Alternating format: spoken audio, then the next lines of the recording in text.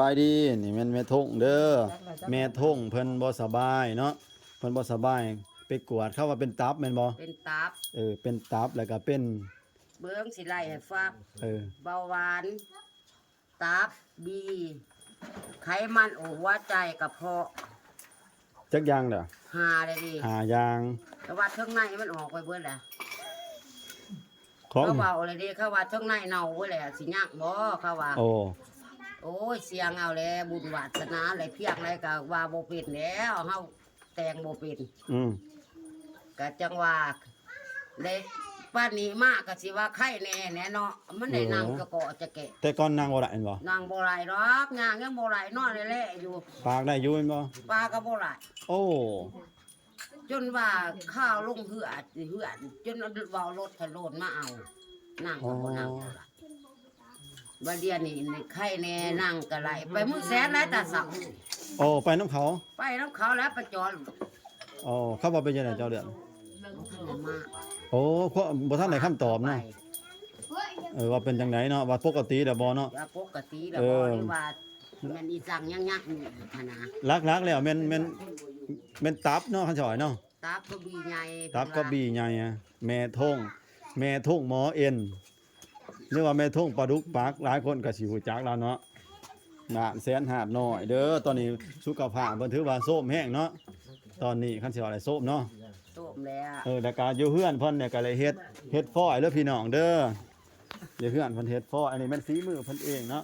นี่เฮือนเพิ่นเฮ็ดฟ้อยขายนี่อันนี้เป็นฝีมือเพิ่นเองผู้ใดอยากได้ฟ้อยปัดเฮือนปัดใหญ่แมงมุมนี่ราคาเท่าไหร่แม่ทงราคาเท่าไหร่แม่ทงไปขาย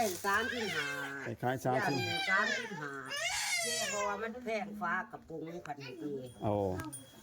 ไปซื้อสันใดมาก็ไปถอกออกแม่นบ่ถอกออกแล้วก็เฮ็ดเฮาก็ได้เด้ๆเฮาก็ได้สันใดเฮาก็ได้สันใดด่างถ้วยไหลไปซะแล้วเป็นด้นเนี่ยบ่แม่ทงนี่มองไรเดือนนึงเลยดิเดือนนึงน่ะเนาะแต่ลำหน้าแล้วคุณได้ยินข่าวว่าแม่ทงนี่เป็นตับแล้วก็เป็นแห้งเพราะว่าตาเหลืองปานนกกดว่าซั่นแม่แดงว่าเหลืองแล้วเว้ยเหลืองแห้งบางสาวเพิ่นว่าผู้ใดมียาดีเด้อผู้ใดมียาดีแนะนำเพิ่นเนาะเพราะว่าบางยานี่เพิ่นก็กินแล้วแต่ว่าบ่ทันเช้าเนาะบางเทื่อพี่น้องผู้จักยาดีปวดตับคือเพิ่นเว้าให้เนาะพยาธิที่เพิ่นเป็นมาเนี่ยบางเทื่อมากินเบิ่งเช้าเนาะบางเทื่อเช้าบางเทื่อดีขึ้นเนาะสิฟอนจะฟ้องฮอดแต่หัวโค้งจนสิฮอดหางโค้งได้สิคอฟอนขี่รถฟ้อนนั่นเนาะขี่รถฟอนแล้วสิไปย่างฟอนบ่ไหลย่างกันแต่ก็เสพคันย่างฟอนหันน่วงบ่น่วงหรอกน่วงจะได้มันเบิดไปได้แหละเฒ่าแล้วเบิดไปเบิดนมหันว่าแต่เบื้องนึงเท่านี้ทีเดียวนี่เท่านี้ก็บ่ละลงไปเองดอกมันลงไปโดนติ9โล10โลติตะกี้บ่เว้าหรอกเบื้องนึงก็ติดก็มอง4-5โลแน่เดี๋ยวนี้บ่ไหล2โลเถิดเนี่ยยังหัวได้โยดีใจยังหัวได้ใจดำแน่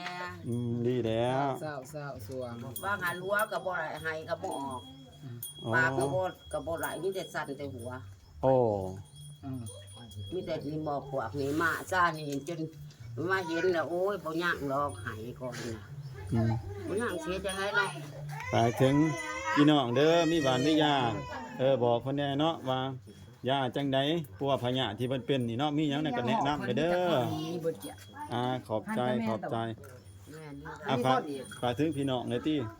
ขอบใจพี่ขอบใจพี่น้องเพื่อนให้เพิ่นทุกคนเด้อ